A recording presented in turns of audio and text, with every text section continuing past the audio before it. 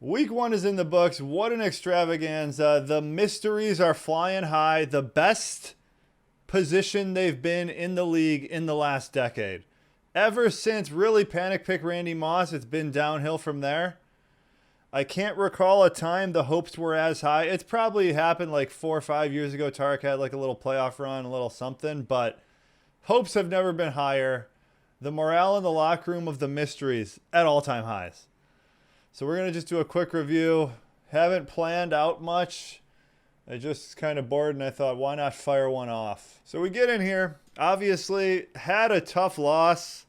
Really sort of a confluence of events for Chapman that will likely never be repeated. The Bengals ran like 700 plays and Jamar Chase still struggled to score fantasy points.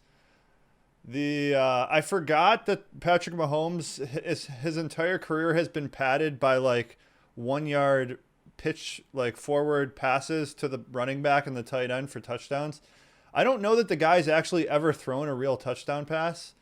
Like the entire Chiefs offense is just built around giving the guy padded stats by throwing 1 yard forward touchdown handoffs. Very unfortunate. That is unfortunately the world we live in. And yeah, it's just like I see some of these people, they're saying like, I heard someone yesterday, he was like, yeah, like Mahomes will probably win like 6. Brady has 7, but then it'll always be like the question of like, Mahomes is the better talent. So like, who's really the best of all time? It's just like these people just live in fantasy crazy worlds where Patrick Mahomes is the best, one of the best quarterbacks of all time. Already top 5. Have you guys heard? So yeah, pretty unfortunate for me. I mean, it's really just when a QB goes for 450, it's tough to compete. Tannehill got like a real scrubby 220. My team, a little bit of an underperformance. Njoku killed me. It was obviously likely to happen, and it's just like, got to get my tight end now. Got to figure that out. It'll happen eventually. I'll get someone, but could take a few weeks here. Overall, how I'm feeling about my team, pretty good. Definitely not sounding the alarm bells. I'm feeling like we're playoff bound. I mean, receiving core solid. The Moore brothers did not have good games. Elijah Moore, I'm not too worried about. It just seems like Flacco is like dump off Flacco now, dump off Joe. So that's going to hurt more Elijah if that continues. DJ Moore, he has games like this. Like, this is just what he does. Touchdown allergy is going to be persistent throughout the season again. That was expected. Got to see something here soon, though, before we really sound the alarm bells on him. Miles Sanders looking good. He always looks good. It's just like, is he going to get the amount of carries? Is he going to get some touchdowns? And then Justin Jefferson, just a man-child out there. Looks dominant. Looks like the second coming of Randy Moss, really. Only real flag that needs to be discussed on my team, I would say, is Eckler. I'm not super concerned. I think maybe the ceiling is a little bit lowered, but he should be solid week to week. So, like, I'm not really too alarmed. And I think really this week is about the quarterback play. I think we may have something special here with Fields. What I love is when NFL players actually care about winning instead of just, like, getting their numbers and not really caring. Like, it was kind of nice to see the Bears celebrating a win, and like it seemed like they wanted to win. Justin Fields wants to win. He's not just like a cool guy who like gets the stats, goes home. Definitely won the really bad year 2 running QB duel. And then Derek Carr, got to see something, man. He let me down a little bit. He's one that maybe I'm a little worried about. I really thought this year was going to be like 5,000 yards, like that type of season, because I've always kind of thought like there is a glimmer of like maybe like, I don't know, Phillip Rivers in him, where like he could put together a season. He has the tools now, but it just seems like maybe it's not going to happen. I don't know. And then bench developed nicely for me. Juju looking mediocre. Devonta Smith really just dudded. I guess he's just a wait and see now because can't trade him. Darrell Henderson, solid. That is a solid development for me. And then Mariota. How are you guys letting Mariota go for $2? Or was it $1? Just a big blunder by you guys. Nyheim Hines looking like what Nyheim Hines is. Pretty solid. We're feeling good. We go over to the truce between the Kings brothers. No one put up over 1,000. No one really even tried. Dak Prescott, what an average Joe. What an average Joe. Just like, probably, I'm trying to think, has there ever been a quarterback that like people thought was good, but has just always been bad as much as Dak Prescott? No one really comes to mind. I would say like Jay Cutler, but Jay Cutler is actually like pretty good, I think. Jay Cutler is one of like my favorite quarterbacks, maybe even people. Because like he's just an average guy. Is he like 6'1" maybe? His nickname is Mr. Fourth Quarter. How did he get that nickname? What?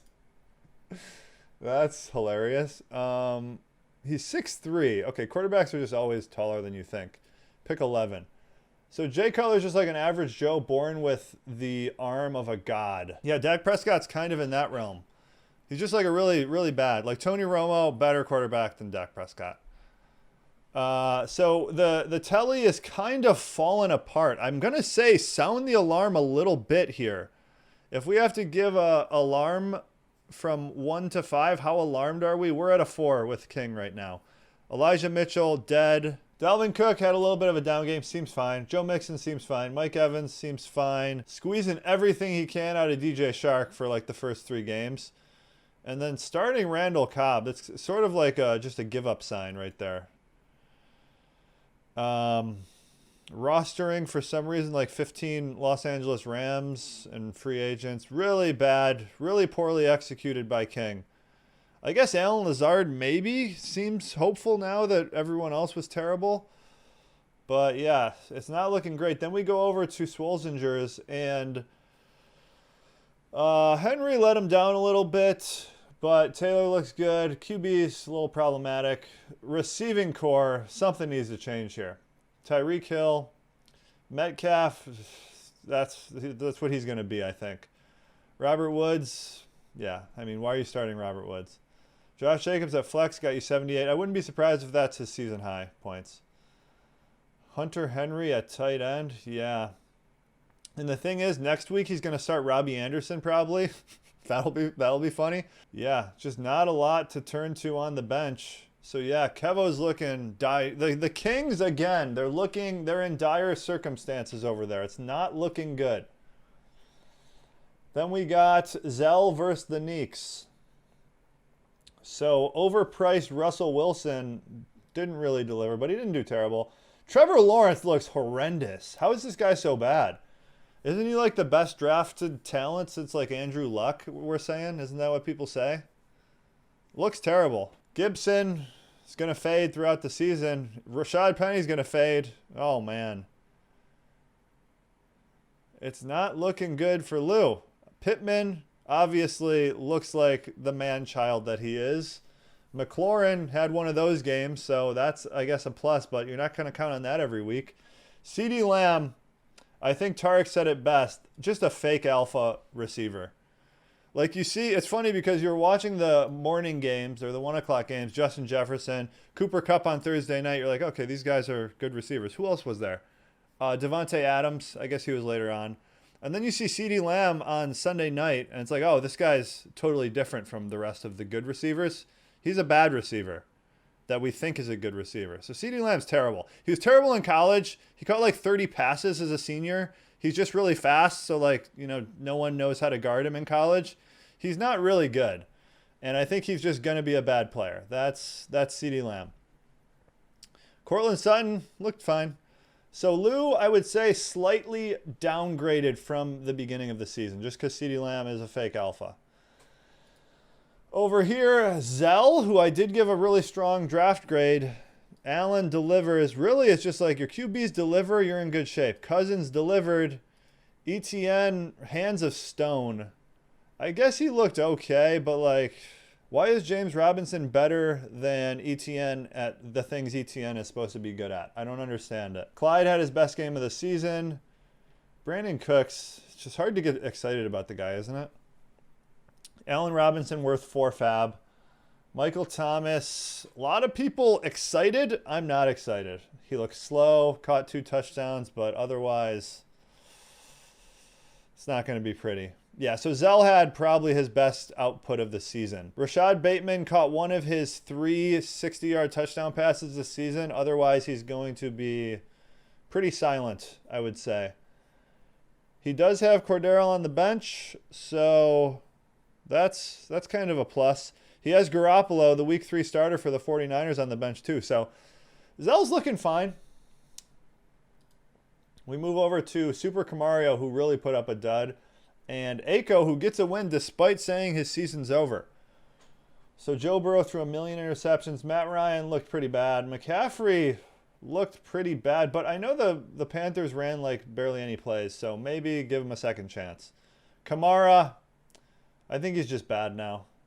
I don't really exactly know why he sucked. Deebo Samuel, probably just a full-time running back at this point. Chase Claypool also looks like a full-time running back now, so Elway is starting 4 running backs, maybe 5 if you work one into the flex. Maybe go Ingram in the flex. That could be nice.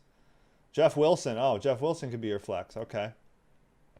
And then starting Sammy Watkins seems bad. Starting AJ Green. Yeah, Elway needs some help. Elway needs receiver help, that's for sure.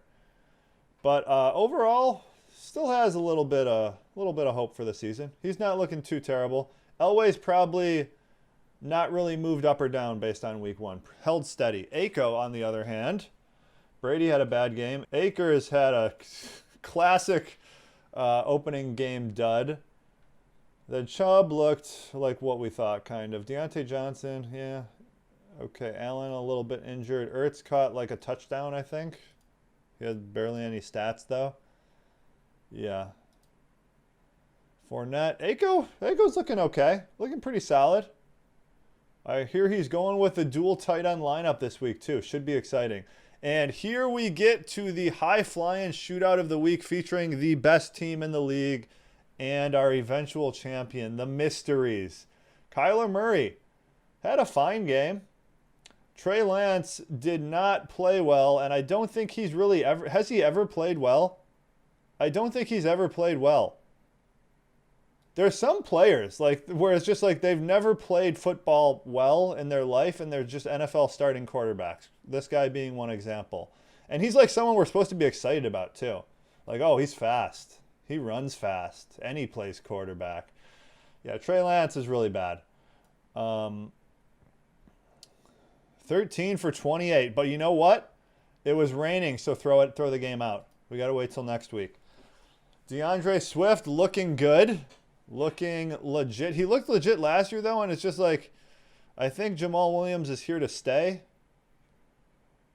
But if you listen to the fantasy analysts who are better and smarter than NFL coaches, they would give the ball to DeAndre Swift every play. So let's factor that into account. Devin Singletary, barely serviceable. If you want a guy getting you 40 rushing yards from 20 to 20, playing nowhere else, barely catching passes, this is your guy. Got 2 catches. 8 for 48. Yeah, that's not pretty. Does he have any help on the bench? He has Melvin Gordon. Melvin Gordon's probably your guy.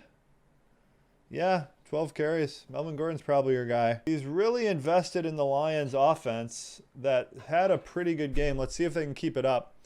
And then A.J. Brown definitely has replaced CeeDee Lamb, the fake alpha, as a real alpha wide receiver. I think we're getting a little ahead of ourselves on A.J. Brown because, like, he has games like this, but he also just disappears a lot.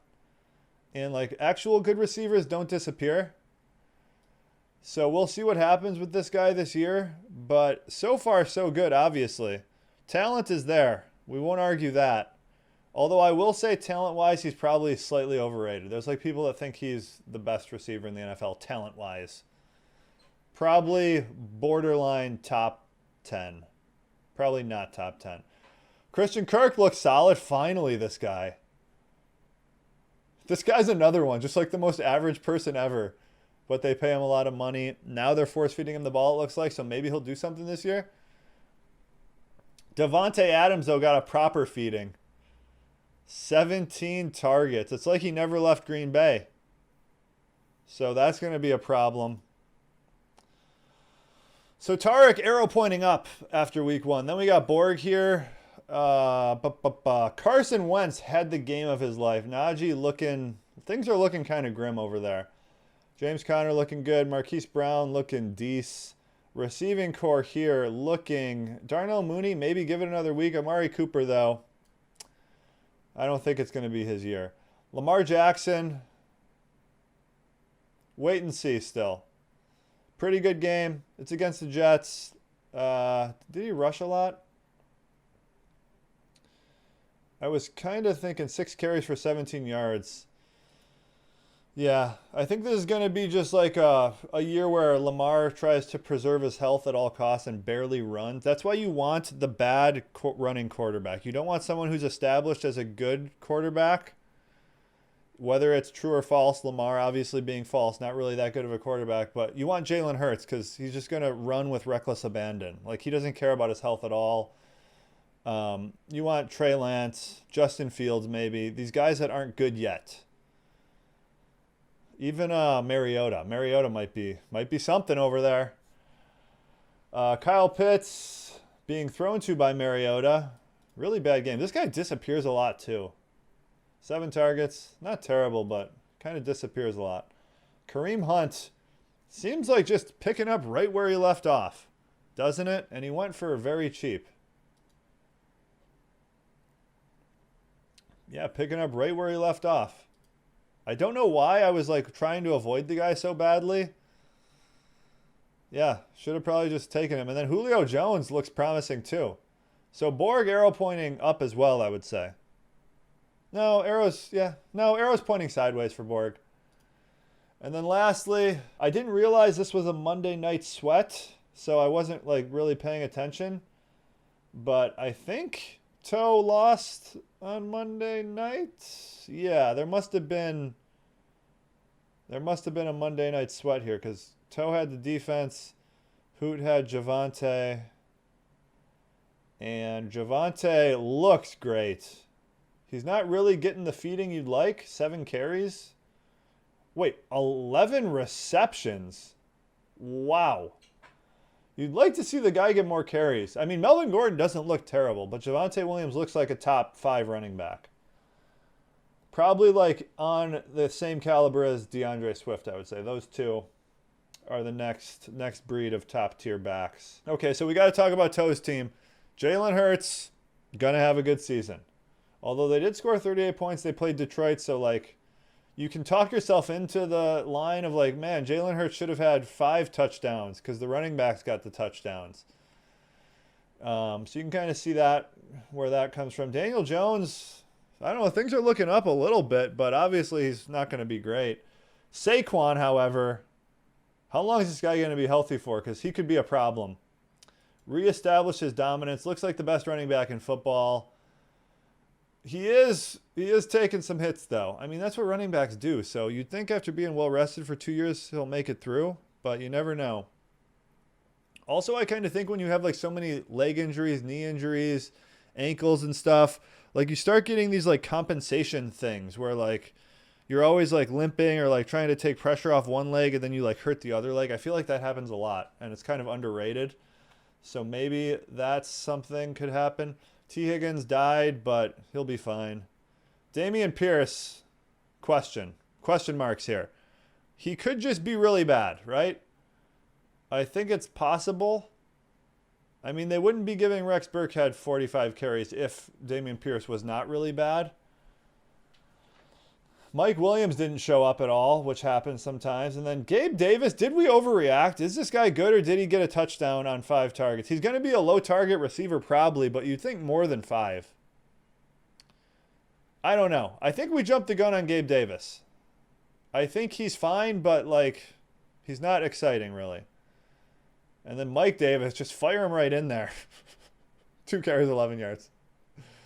Oh, classic Toe. Classic Toe blunder that lost him the week. A classic Toe blunder that lost him the week. Why not just take the guaranteed points? Like Jamal Williams guaranteed 60, 80 points, something like that. How much did Toe lose by? James Robinson.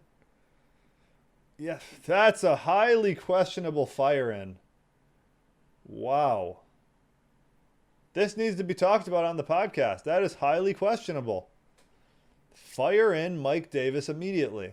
Just right into the starting lineup. Fire him in there. That's questionable. That's Toe, though. Toe is managing not to lose instead of managing to win. That's what Eric Talasis always used to say, but he like said it the wrong way, so we always made fun of him. He's like, play to win, not to lose. I think that's how he said it. And then over here with the Hoot, looking solid. He always looks solid to start the season. It's just a matter of, does he get enough of a head start to where his managerial ineptitude will not lose him the season? It always happens, but it's like, will he make the playoffs? When will it happen? When? It's not if, but when. So Justin Herbert looking fine. Feel like we're kind of jumping the gun on the Chargers. The Chargers is like I started playing a couple games of Madden recently, and I was like, oh, everyone's team that they think is like a little against the grain, but it's really actually just everyone's team that they like now is the Chargers. Because I always try picking a team that's not the most picked team, which is like the Ravens because Lamar Jackson's fast. And everyone picks the Chargers because it's like not the best team, but it's like a little bit against the grain. But it's not against the grain at all because it's actually just the team everyone likes. So that's the Chargers. It's like the trendy pick, but I think we're jumping the gun a little bit. Then you got Tua. Looked fine. I don't know. Looks like what you expect. Breece Hall. Didn't get a lot of action, but he got numbers at least. 71's not terrible. A.J. Dillon looks like the starting running back now. Yeah, 13 carries. Oh, that's a projection. Have I been looking at projections this whole time? I might have. He got 10 carries, 5 receptions. I don't know why they're trying to like turn this guy into a pass-catching running back. I guess that's everyone in Green Bay, but if you want a pass-catching running back, don't draft a tank. Cooper Kupp looked good. Hunter Renfrow, Treylon Burks something has to happen at receiver here. What's happening? And do we have help on the bench? I guess Rondale Moore maybe was the plan. KJ Hamler's droppable. McCole Hardman. I was kind of thinking like maybe they just keep the offense exactly the same and put McCole Hardman in for Tyreek Hill. That was one thought at one point in my mind in the preseason. But then usually I end up on like, if the guy was good, he'd have been good by now. That's my final take on almost everyone. So like with McCole Hardman, I was like, yeah, he's probably just bad. With like Marquez Valdes-Scantling, I was like, this guy would have been good by now, right? And it usually is the right take. Hoot needs something at receiver, but otherwise Hoot's looking solid. Hoot usually drafts a pretty good team because he just like locks in some value with like Herbert, Kupp. Doesn't take too many contrarian risks. I guess Javante's kind of a risk, which I think is going to pay off. I would say Toe, arrow pointing up, except he does have some injuries and Dameon Pierce sucks. But outside of that, arrow pointing up for Toe and arrow pointing flat for Hoot. Okay, once I get talking, it's just hard to stop me. So that's basically, I'm not going to go, well, maybe we'll go matchup real quick. We'll go week 2 matchups. Standings, we got Zittich looking strong. Ligma looking pretty strong. And we got the week 2 matchups. I know a lot of people aren't like me or Aiko where you like Tuesday morning immediately set your lineup. Lou, I feel like, is a later on in the week lineup setter. Lou's getting 87 points, and he's probably... Yeah, he's got some tough lineup calls here. He's got Edmonds on the bench. Pretty much that's his only lineup call. I guess Palmer maybe is... Palmer over Lamb? You could talk me into it. Got to find a tight end, too. Oh, and this is versus me. Okay, versus me. I mean, we're looking good. I'm hoping to make a move this week. It's just kind of tough trading with all you idiots that like want Marcus Mariota for free. So, yeah, I'm taking myself, of course. We got Kevo versus Aiko. This is going to be a tough one. He's got the dual tight end lineup going this week. Highly suspect, especially Zach Ertz. And then on the bench, do we really have an option, though? Not really. Not really. Wow. Yeah, things are looking grim. At least the starting lineup is solid for Aiko, though. Over on Kevo's side, we're starting. It's basically at this point in the season, like you shouldn't be starting dead bodies if you can help it. So Kevo's got one. Kevo has a dead body in at receiver. And he kind of has a dead body at flex, although he's projected for 132 points, which is surprising, probably wrong. What did he get this week? How many carries? He got 10 carries. Yeah, that's a very high projection. I got to go Aiko here. Now, Elway needs to bounce back. I think his team drastically underperformed. This might be the matchup of the week. Wait, let's see who Tarek is playing. We got two matchups of the week. Tarek versus Ligma and this matchup, because this is a big bounce back matchup. Both these teams looking pretty promising. So you got some pretty good matchups over here for Elway. Will we get T. Higgins in the game? That's a question mark. He has Olave and Dotson on the bench. Toe has a bench to work with, that's for sure. So does Elway, though, kind of. No, not as much. Not quite as much. But he does have Jeff Wilson stepping up into the flex. He has Tyler Boyd. This is not the week you want to be playing Elway. Dang, unfortunate for Toe. I think I have to go Elway here. Yeah, gotta go Elway. It's hard to go against Saquon in prime form. But if this is the week to do it, this is the week. We got Hoot versus Borg. Hoot looking, just presenting a solid lineup. He's got Hardman in there, which is not really anything you want to see. Dawson Knox. How much did you pay for Dawson Knox? 2. Okay, not terrible. And then over here, Borg's team will probably get the win. Yeah, I feel like Borg left a lot on the table last week, except for Carson Wentz, obviously. We'll see how Najee does if he's healthy. Yeah, I'm going Borg here. Ligma versus Zittich. Definitely one of the best matchups of the week. Who's going to assert dominance on the league? Ligma has... Oh, he's got Mahomes versus the Chargers. That's going to be tough. But Tarek has Kyler versus the Raiders. Trey Lance versus anyone is just... It's bad. It's really bad. Tarek's got it. Is he going DeAndre or is he going Devin Singletary again? Or is he going to go Melvin Gordon, Kenneth Gainwell? Tarek does not strike me as a guy who likes putting Melvin Gordon in the lineup. He usually likes to be crafty. I think he's going to think Kenneth Gainwell's the upside play or something. Try to think of a reason to play him. Kadarius Toney seems bad also. That's unfortunate. And for Chappie... Really, the running backs are the question mark here. Is Kittle going to play? Is Ezekiel Elliott going to do anything at all this season? Is David Montgomery? Is Aaron Jones? Jamar Chase should do well against Dallas with Higgins out. Waddle kind of had a fluky game. Got to go Tarek. Got to go Tarek here. And then lastly, we got Wes Telly. Is he just done? Is the season over already? Versus Zell, who is rounding into form. So he has a 0 IQB right now. That's why the projection's so low.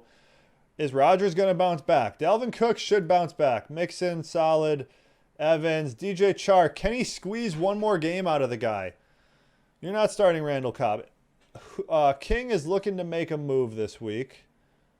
The bench is just stacked full of horrendous players. Droppable. Droppable? Droppable. Why? You have two defenses. Why? Yeah. Hopeful plug-in of Alan Lazard. Oh, boy. Oh, boy. You got to go Zell here. Got to go Zell. All right. That's it. Supposed to be a quick video, but it's 30 minutes long. All right. That's going to do it for this week. On to week 2. Can't wait to hear the commish report. I thought they were going to be the top 2 in the power rankings, but it looks like Toe ended up losing. So it's just Zittich. And then I would put a space, a big gap, and then probably Chapman and the rest of the league. Zittich definitely clear top number 1, though.